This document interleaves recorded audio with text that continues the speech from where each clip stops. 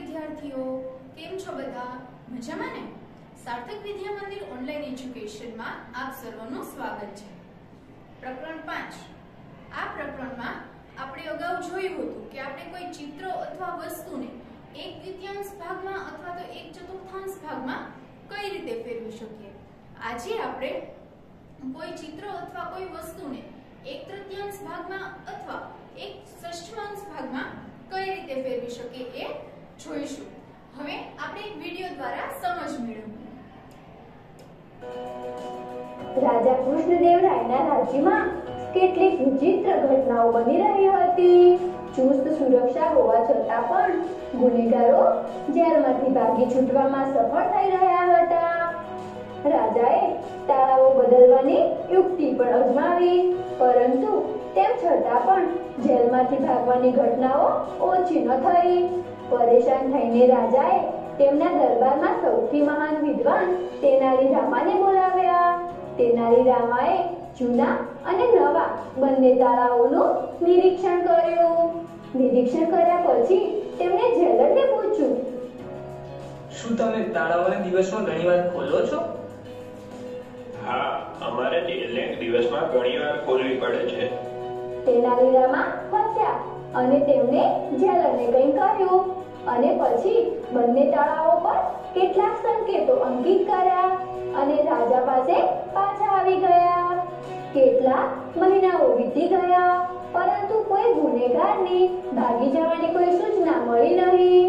ત્યારે રાજાએ તેનાલી રામાને પૂછ્યું, તેનાલી રામનજી, તમે તાળાઓને એવું શું કર્યું કે કોઈ પણ ગુનેગાર જેલમાંથી ભાગી શકતા નથી? મહારાજ, મેં પહેલા બંને તાળાઓને ધ્યાનથી જોયા. પહેલા તાળાનો આકાર કંઈક આવા પ્રકારનો હતો.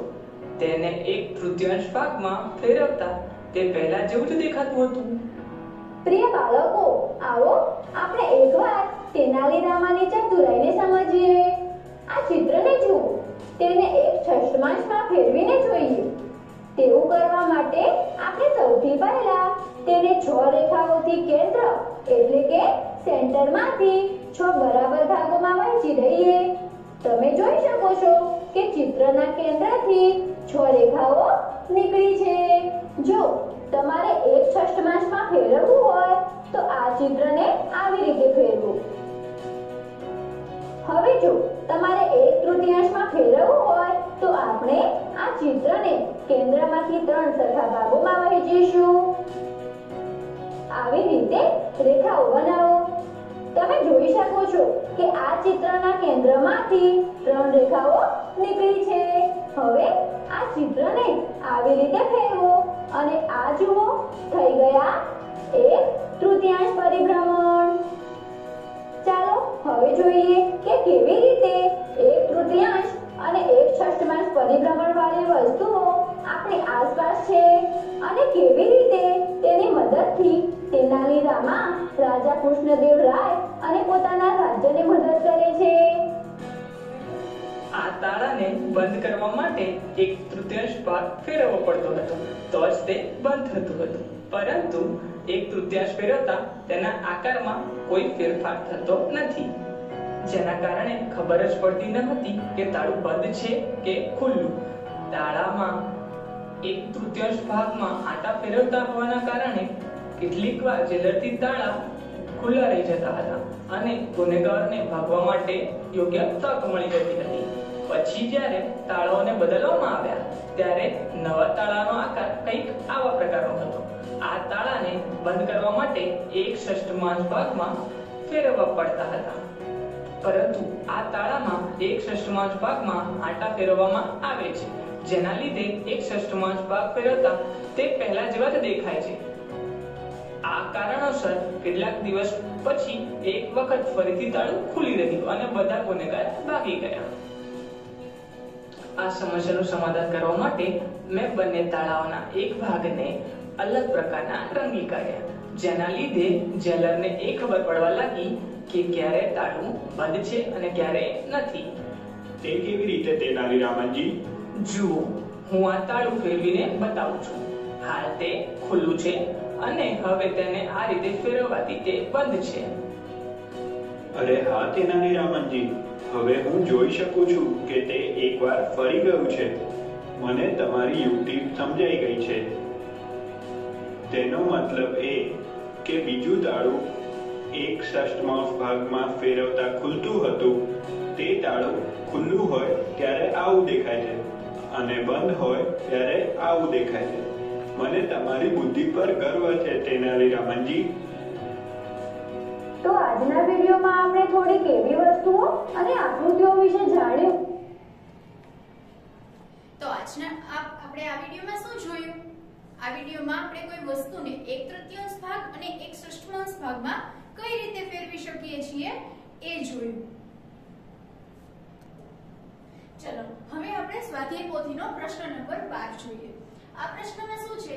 નીચેના આકારો 1/3 ભાગમાં ફેરવવાથી અને 1/6 ભાગમાં ફેરવવાથી કેવા દેખાશે એ આપણે અહીંયા દોરવાનું છે. અહીંયા આપણને 6 અલગ અલગ આકારો આપેલા છે, બરાબર? હવે આ આકારને આપણે 1/3 ભાગમાં ફેરવીએ તો કેવો દેખાશે અને 1/6 ભાગમાં ફેરવીએ તો કેવો દેખાશે એ આપણે જોવાનું છે. હવે અહીંયા પહેલો આકાર આપેલો છે. આ આકારને આપણે 1/3 ભાગમાં ફેરવીએ તો 1/3 ભાગમાં ફેરવવા માટે સૌથી પહેલા આપણે શું કરવાનું? આપણને જે આકૃતિ કે આકાર આપેલો છે એમાં એનું જે વચ્ચેનું પોઈન્ટ હોય, મિડલ પોઈન્ટ,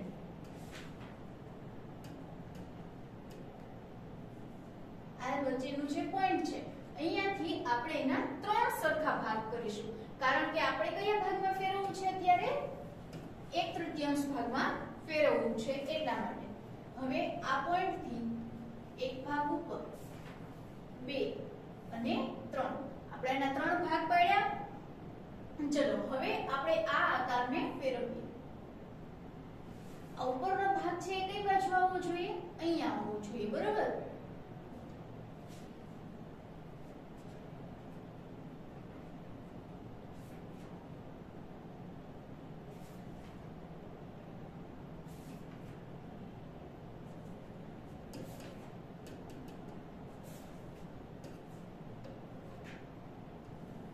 આકાર કેવો દેખાય છે?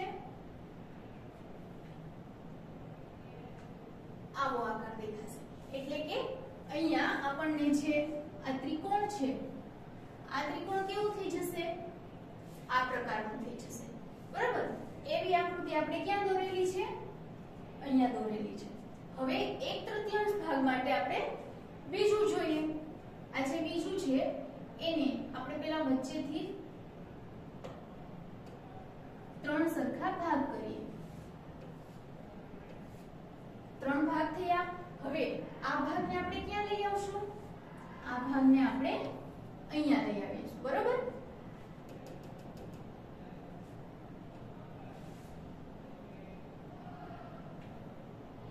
અને આપણે 1/3 ભાગમાં ફેરવીએ તો એ કેવું દેખાશે? કંઈક આ પ્રકારનું દેખાશે. એટલે કે આપણે જોઈએ છીએ તો આપણને એનું એ જ દેખાય છે.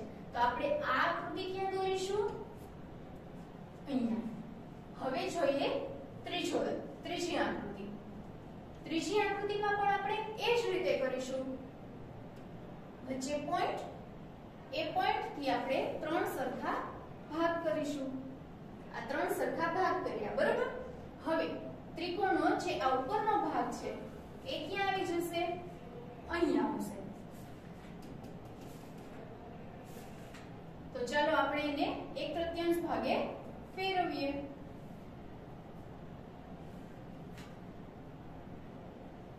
એક તૃતીયાંશ ભાગે ફેરવતા આપણને આકૃતિ કેવી જોવા મળે છે? આ પ્રકારની જોવા મળે છે. તો આવી આકૃતિ આપણે ક્યાં દોરવાની છે? અહીંયા. હવે ચોથી આકૃતિ જોઈએ. ચોથી આકૃતિમાં પણ એ જ રીતે અહીંયા વચ્ચેથી 3 સરખા ભાગ કરી દઈએ. આ ઉપરનો ભાગ છે ક્યાં આવી જશે? અહીંયા.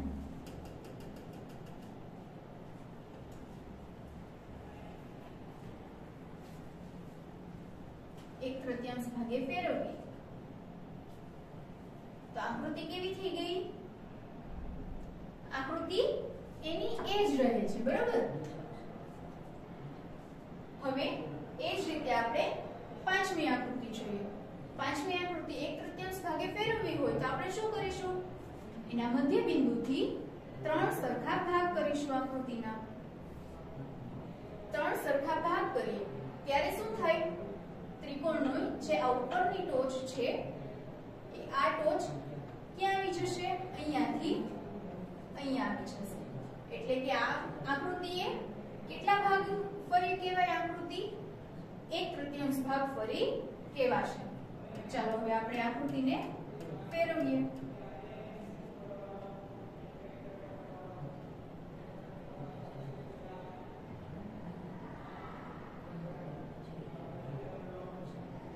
આ થઈ આકૃતિ 1/3 ભાગે ફેરવી કહેવાય. બરાબર? હવે આ જ રીતે આપણને જે અહીંયા છઠ્ઠી આકૃતિ આપેલી છે, આ આકૃતિ છે એ તમારે જાતે કરવાની છે.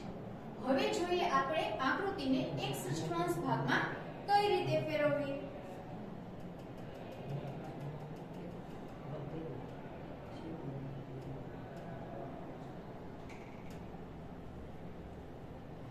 તો હવે આપણે આકૃતિને 1/6 ભાગમાં ફેરવવી હોય તો આપણે શું કરીશું?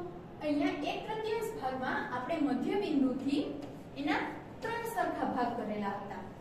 તો આપણે હવે 1/6 ભાગમાં ફેરવવું હોય તો આપણે શું કરીશું? એના 6 સરખા ભાગ કરીશું. બરાબર? ચાલો હવે આપણે આકૃતિ પહેલી જોઈએ.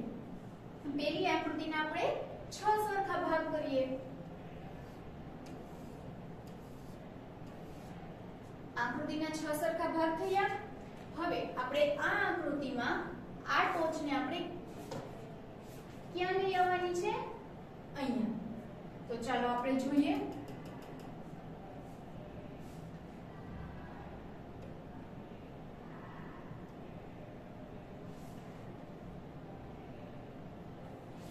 આવી ગયું?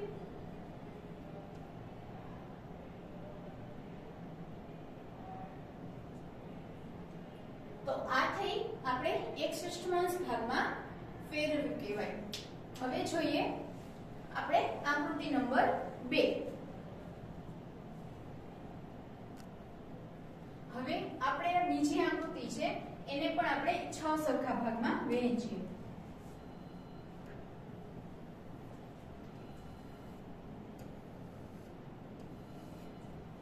બરાબર? તો હવે શું થશે? આપણે આથી આ બાજુ લાવવાનું છે. બરાબર? તો ચલો હવે આપણે આકૃતિને ફેરવીએ.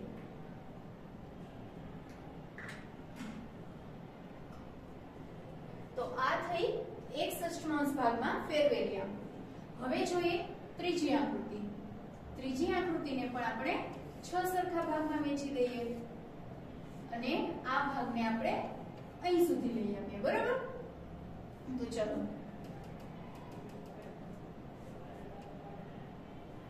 આ આકૃતિને આપણે 1/6 ભાગમાં ફેરવીએ તો આકૃતિ કેવી દેખાશે? આ પ્રકારની દેખાશે. તો હવે આ આકૃતિને આપણે ક્યાં દોરવાની છે? અહીંયા દોરવાની છે. હવે જોઈએ ચોથી આકૃતિ. આ છે ચોથી આકૃતિ. બરાબર? હવે ચોથી આકૃતિને પણ આપણે 6 સરખા ભાગમાં વહેંચી દઈએ. 6 સરખા ભાગમાં વહેંચ્યા પછી આપણે શું કરવાનું? આકૃતિનો જે આ ભાગ છે એને ક્યાં સુધી લઈ આવવાનો છે? અહીંયા સુધી. હવે આપણે આકૃતિને આટલી જ ફેરવવાની છે. તો ફેરવીએ આપણે આકૃતિને આટલી.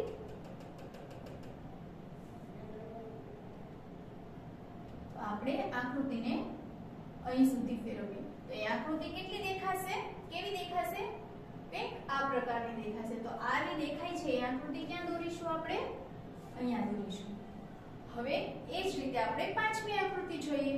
તો પાંચમી આકૃતિના પણ કેવા ભાગ કરવાના છે? એક સરખા 6 ભાગ કરવાના છે. 6 ભાગ શું કામ કરવાના છે? કારણ કે આપણે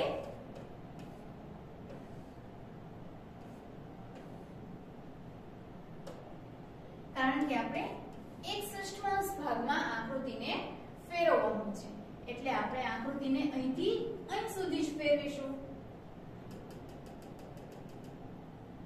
તો હવે આપણે જોયું કે આ આકૃતિને આપણે એક 1/6 ભાગે ફેરવવી. તો આ થઈ આકૃતિ 1/6 ભાગે ફેરવેલી.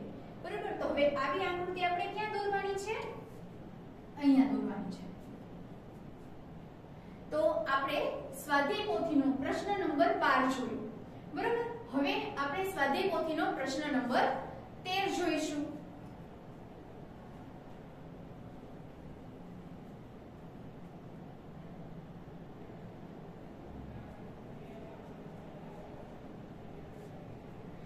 તો હવે આપણે જોઈએ સ્વાધ્યાય પોથીનો પ્રશ્ન નંબર 13. 13મો પ્રશ્ન શું છે? નીચે આપેલા આકારો પૈકી કયા આકારોને 1/3 ભાગમાં ફેરવવાથી તે પહેલા જેવો જ દેખાશે? તેની નીચે આપેલા ખાનામાં હા માટે રાઈટ અને ના માટે રોંગ કરવાનું છે. તો આ પ્રશ્ન છે, આ દાખલો એ શું કહેવા માંગે છે કે અહીંયા તમને જેટલા 6 ચિત્રો આપેલા છે, આ 6 ચિત્રોને તમારે 1/3 ભાગે રોટેટ કરવાના છે. હવે તમે આ ચિત્રોને 1/3 ભાગે રોટેટ કરો એટલે કે ફેરવો અને ચિત્ર છે એ અહીંયા તમને જેવું ચિત્ર આપેલું છે એવું ને એવું ચિત્ર દેખાતું હોય તો તમારે અહીંયા નીચે જે બોક્સ આપેલું છે એમાં રાઈટ કરવાનું છે, નહીતર રોંગ કરવાનું છે. તો હવે આપણે જોઈએ પહેલું ચિત્ર. આ ચિત્રને આપણે 1/3 ભાગે ફેરવવું છે. તો આપણે શું કરીશું? સૌથી પહેલા તો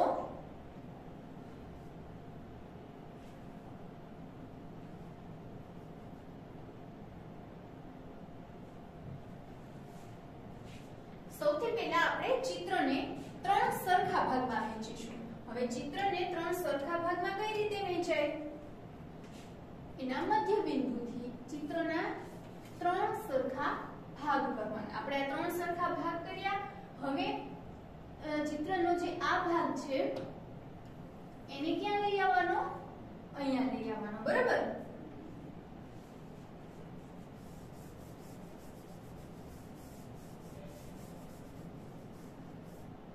ચલો તો હવે આપણે આ ચિત્રને રોટેટ કરીએ. 1/3 ભાગે રોટેટ કરવાનું છે. એટલે કે આ ચિત્ર છે એ ક્યાં આવી જશે? અહીંયા. એટલે કે હવે આપણે આ બંને ચિત્રને કમ્પેર કરવાના છે, એટલે કે સરખાવવાના છે. હવે આ ચિત્રમાં બ્લુ કલરનો ભાગ અહીંયા ઉપર છે તો તમે એમ કહેશો કે અહીંયા પણ ઉપર છે, તો કે હા છે. હવે આ ચિત્રમાં આ ભાગનું વર્તુળ, આ વર્તુળનો જે ભાગ છે એ ભાગ કેવો છે? સફેદ છે. હવે જે ઈ ભાગ અહીંયા કેવો આવે છે? કલર વાળો છે. બરાબર. તો એ કલર વાળો ભાગ છે એટલે કે ચિત્ર છે એ સરખું થતું નથી.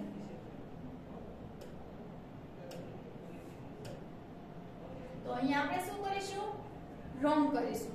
હવે બીજું ચિત્ર જોઈએ. હવે આ બીજા ચિત્રમાં પણ અહીંયા 1/3 ભાગે ફેરવવાનું છે. તો ચિત્રના કેટલા ભાગ કરવાના છે? આપણે 3 ભાગ કરવાના છે. હવે એ ભાગ ક્યાંથી કરીશું? આપણે અહીંયા મધ્ય બિંદુએથી ચિત્રના આપણે આ 3 ભાગ કર્યા. હવે આપણે ચિત્રને રોટેટ કરવાનું છે. તો ચિત્રને આપણે રોટેટ કરીએ. તો રોટેટ કરીશું તો ચિત્ર ક્યાં કેવું થઈ જશે? આવું થઈ જશે. તો હવે તમે જુઓ જોઈએ કે આ જે જૂનું ચિત્ર છે અને આપણે આ રોટેટ કર્યું એ પછીનું ચિત્ર છે. આ બંને ચિત્રોમાં કોઈ ફેર દેખાય છે? તો કે ના, આ બંને ચિત્રોમાં આપણને ફેર દેખાતો નથી. તો આપણે અહીંયા નીચે બોક્સમાં શું કરવાનું છે? બોક્સમાં અહીંયા આપણે રાઈટ ની નિશાની કરવાની છે. હવે જોઈએ એના પછીનો ત્રીજી આકૃતિ. તો હવે આ ત્રીજી આકૃતિ, આના પણ આપણે 3 સરખા ભાગ કરવાના. હવે શું કરવાનું? ચિત્રને રોટેટ કરવાનું છે એટલે કે ફેરવવાનું છે. હવે આ ચિત્રને આપણે ફેરવીએ. કેટલા ભાગે ફેરવવાનું છે? 1/3 ભાગે. તો ચિત્ર કેવું દેખાય છે? હવે જુઓ, આ ચિત્રમાં અને આ ચિત્રમાં કોઈ ફેર દેખાય છે? તો કે ના, કોઈ જ જાતનો આપણને ફેર દેખાતો નથી. તો અહીંયા આપણે કેવી નિશાની કરીશું? રાઈટ ની કે રોંગ ની? અહીંયા આપણે રાઈટ ની નિશાની કરીશું. હવે જોઈએ ચિત્ર નંબર 4. હવે ચોથા ચિત્રમાં જોઈએ. 1/3 ભાગે જ ફેરવવાનું છે. તો ચિત્રના કેટલા ભાગ કરવાના આપણે? 3 ભાગ. આ ચિત્રના 3 ભાગ કર્યા. હવે ચિત્રને આપણે ફેરવીએ. ચિત્રને આપણે ફેરવીશું. ચલો, કેટલા ભાગે ફેરવીશું? 1/3 ભાગે. તો આપણે 1/3 ભાગે અહીંયા રોટેટ કરીએ ચિત્રને. તો જુઓ, આ ચિત્રમાં અને આ ચિત્રમાં તમને કોઈ ફેર દેખાય છે? ફેર દેખાતો નથી, એટલે કે ચિત્ર એનું એ જ રહે છે. તો અહીંયા આપણે કઈ નિશાની કરીશું? રાઈટ ની. હવે આપણે પાંચમું અને છઠ્ઠું આ બંને ચિત્રો છે એની પ્રેક્ટિસ તમારે જાતે કરવાની છે. ચલો, હવે આપણે પ્રશ્ન નંબર 14 જોઈએ. 14મા પ્રશ્નમાં શું છે? નીચે આપેલા આકારો પૈકી કયા આકારને એક ષષ્ઠાંશ ભાગમાં ફેરવવાથી તે પહેલા જેવો દેખાશે? તેની નીચે આપેલા બોક્સમાં હા માટે રાઈટ અને ના માટે રોંગ કરવાનું છે. હવે જોઈએ, આપણને અહીંયા 6 આકૃતિ આપેલી છે. આપણે કોઈ પણ 3 જ આકૃતિ જોઈશું અને બાકીની 3 આકૃતિ તમારે જાતે કરવાની છે. તો ચલો, આપણે સૌથી પહેલા પહેલી આકૃતિ જોઈએ. અહીંયા આપણે એક ષષ્ઠાંશ ભાગ માટે શોધવાનું છે. તો આપણે આકૃતિના કેટલા ભાગ કરવા પડશે? 6 ભાગ કરવા પડશે. તો ચલો, આપણે આકૃતિના 6 સરખા ભાગ કરીએ.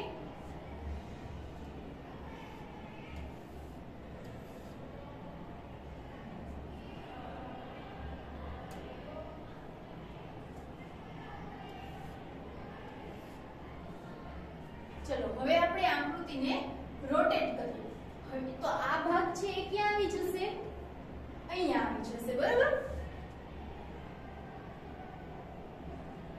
તો આ ભાગ આકૃતિને આપણે રોટેટ કરીએ.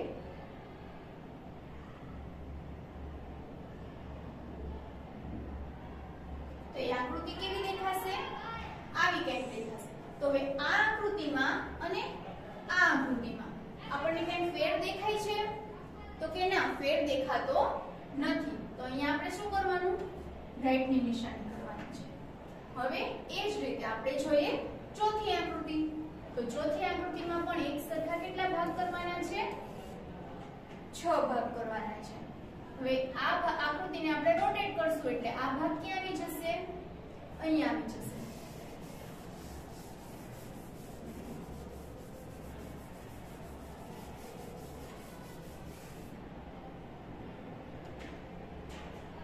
હવે આકૃતિને આપણે ફેરવીએ.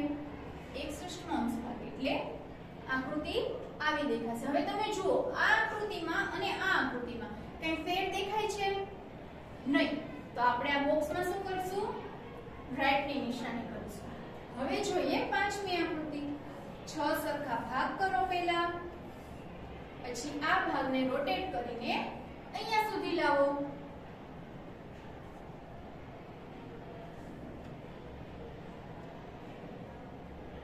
આપણે રોટેટ કરીએ એક ષષ્ઠાંશ ભાગ સુધી. તો હવે જુઓ, આ આકૃતિ અને આ આકૃતિ આ બંનેમાં ફેર છે કે સરખી જ દેખાય છે? થોડો ફેર છે, એટલે કે અહીંયા આપણે બોક્સમાં શું કરશું? રોંગ ની નિશાની કરીશું. તો આ થયું આપણું 5મું ચેપ્ટર અહીંયા પૂર્ણ. હવે આગળના વિડિયોમાં આપણે પ્રકરણ નંબર 7 નો અભ્યાસ કરીશું. ત્યાં સુધી બધા વિદ્યાર્થીઓને જય શ્રી કૃષ્ણ.